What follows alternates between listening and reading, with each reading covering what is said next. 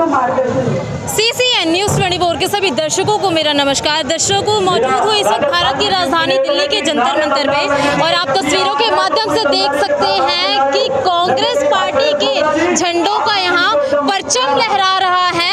Indian youth Congress के द्वारा एक बड़ी कॉल दी गई है आज की, और कॉल मामला कुछ इस प्रकार का है कि आज से 2 दिन पहले खबरों में बना हुआ था कि राहुल गांधी जी की जो लोकसभा सदस्यता है वो भंग कर दी गई है सत्तारूढ़ पार्टी के द्वारा।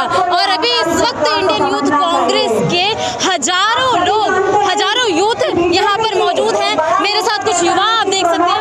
आइए इनसे बात करते हैं कहाँ से आए हैं और आज की इस कॉल का क्या महत्व है, आगे की क्या कार्रवाई होगी। सबसे पहले सर, हमारे चैनल में आपका स्वागत है। धन्यवाद। क्या नाम है आपका? यशवीर सूरा। कहाँ से आए हैं? राजस्थान से। आज की जो बड़ी कॉल दी गई है, इसका क्या लक्ष्य है? देखिए, पूरा देश देख रहा है जिस तरीके से विपक्ष की सशक्त आवाज, आम आदमी की सशक्त आवाज को दबाने के लिए राहुल गांधी जी की सदस्यता को आनंद फानंद में जिस तरीके से सस्पेंड किया गया है, पूरा देश का युवा उसका विरोध दर्ज कराने के लिए आज यहाँ जंतर मंतर पर इकट्ठा हुआ है।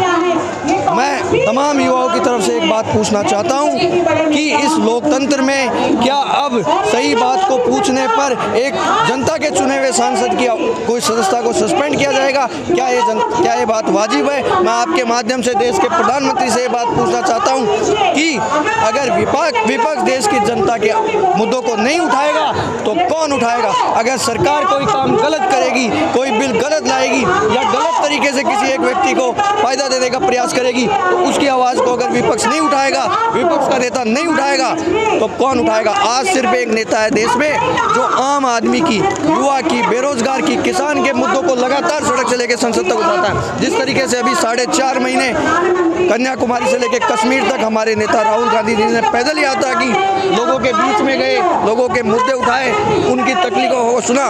इस बात से नरेंद्र मोदी और पूरी केंद्र सरकार घबराई हुई है, बीजेपी घबराई हुई है और उसी घबराहट का ये परिचय उन्होंने दिया है। इस तरीके से राहुल गांधी की सदस्यता को उन्होंने सस्पेंड किया।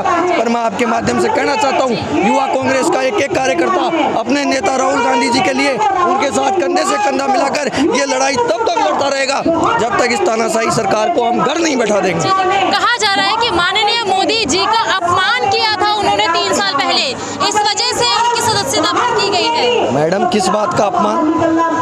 अपमान तो ये लोग करते हैं जिस तरीके से गांधी परिवार का जो बलिदान इस देश के लिए है, वो अगर बीजेपी के किसी व्यक्ति ने अपनी उंगली भी कटाई हो इस देश के लिए, इस देश को मजबूत करने के लिए, इस लोकतंत्र को बनाने के लिए, इस लोकतंत्र को सशक्त बनाने के लिए अगर किसी व्यक्ति ने अपना एक खून की बूंद भी बहाई हो तो आप मुझे वो इतिहास बता दीजिए। हमारी इंदिरा गांधी ने अपनी शहादत दी, राजीव गांधी शहीद हो गए इस देश के लिए, और आज हमारा नेता राहुल गांधी आम आदमी की आवाज़ उठाने के लिए जिस तरीके से लगातार संघर्ष कर रहा है, उसमें किस बात का अपमान किया? ये लोग हमारे नेता राहुल गांधी के लिए अपशब्दों का इस्तेमाल करते हैं, सोनिया गांधी जी के लिए अपशब्दों का इस्तेमाल करते हैं, वो तो कोई अपमान नहीं है। कितने बीजेपी के लोगों की सदस्यता गई जब उन्होंने सोनिया गांधी जी का अपमान किया, राहुल गांधी जी का अपमान किया। हमारे जो नेता हैं राजीव जी और इंदिरा गांधी जी का अपमान किया, नेहरू जी, गांधी जी का अपमान किया। आज इस देश में जो योगदान महात्मा गांधी और नेहरू का है उसको कौन बुला सकता है? आम आदमी के दिल में वो बात है। परंतु बीजेपी और आरएसएस के लोग जिस तरीके से जनता को गुमराह करने के लिए, जहर घोलने के लिए जिस तरीके की बातें करते हैं और इतिहास को तोड़ मरोड़ के पेश करने का काम करते हैं, देश देख रहा है, आम आदमी, युवा जाग चुका है। और मैं कहना चाहता हूं कि 2024 में ये मोदी जो सरकार है इसका अंत है और पूरा देश, पूरी कांग्रेस पार्टी अपने नेता राहुल गांधी जी को इस देश का प्रधानमंत्री बनाने के लिए अपनी अंतिम सांस तक लड़ाई लड़ने का काम हम लोग करेंगे।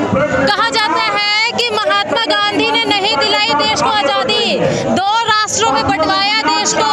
गांधी नेहरू के एक साथ इरविन के साथ डिनर हुए थे। कौन कहता? आप कहते हो? NCERT की पुस्तकों में भी लिखा हुआ है। आप कहते हो? मैं मीडिया से बात पूछना चाहता हूँ कि मीडिया ये बात कहता है या कहाँ सुना आपने ये बात? तस्वीरें हैं मौजूद सोशल मीडिया पे चाहे नेट पर। सोशल मीडिया पे और इंटरनेट पे जो तस्वीरें हैं वो तो बीजेपी के सोशल मीडिया द्वारा डाली गई है। एनसीईआरटी आज इन लोगों की सरकार है केंद्र में, ये इतिहास बदलने का काम कर रहे हैं। पुस्तकों का एडिशन अभी भी स्वतंत्रता के बाद जो था वही चल रहा है। नहीं, ऐसा नहीं है। पूरा देश ये बात जानता है। आप एक आदमी मुझे बता दो जो ये कहता हो कि महात्मा गांधी ने इस देश के आज़ादी में महात्मा गांधी का योगदान है। इस देश को एक दिशा दी महात्मा गांधी ने, नेहरू ने, उस दिशा और उस नक्शे कदम पे चलकर हमें आज़ादी मिली। अब जैसा कि देखा जा रहा है, पहले दिल्ली में से 2 मंत्रियों को जेल भेजा गया और आज लोकसभा की सदस्यता भंग कर दी गई राहुल गांधी जी की।